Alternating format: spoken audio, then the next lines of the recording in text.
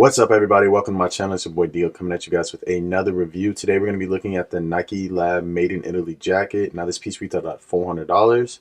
Let's get into it.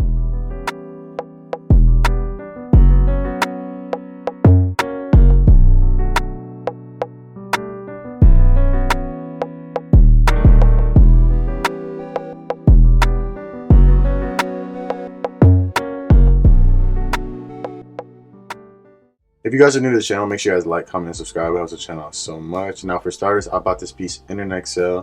I definitely wish they would have had like an XLT or a double XL because I feel like it's just a little short. The body of this jacket is made up out of 100% nylon, and then the interior is made up out of 100% polyester. This is a super lightweight jacket, and you can also tuck in the hood, which looks super nice. Personally, I wouldn't really rock it like that. I like the hood a little bit more, but it is super nice that they add that feature. And you can also see that it has super nice chrome buttons when you snap in the hood. It also has an adjustable hood, which is super nice because it has the chrome on there as well for like lace locks, and that looks super good. This jacket also does feature rear zippers on your front zip and then your two side pockets. One thing that is really nice on the front zip is that it has like a suede pull tab, and that feels really luxurious and premium. As you guys look at the front, you guys can see that there is an embroidered Nike swoosh. Looks really good, and this material is super thin. It almost looks see-through. One thing I'm not really a big fan of this jacket is that it has like grids, has little squares. I wish it was just a solid material. One thing I really like about this jacket, other than the color, I think the colorway is super dope. I like the cuffed wrists. It reminds me of like a vintage jacket, and I think that is super nice. As you look on the inside, you see that the mesh material, you see the mesh on the inside of the hood, and then you see it, of course, on the inside of the jacket.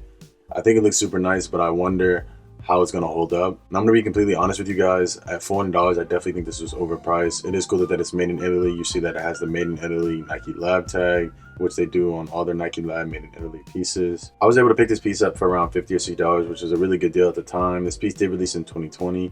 That is also why I haven't looked for a double XL, because the prices seem pretty crazy. I've seen them for around $200, $300, and I wouldn't really pay that, especially when I have this one here. I'd probably just rock this and have it a little short rather than spending more money to go find one.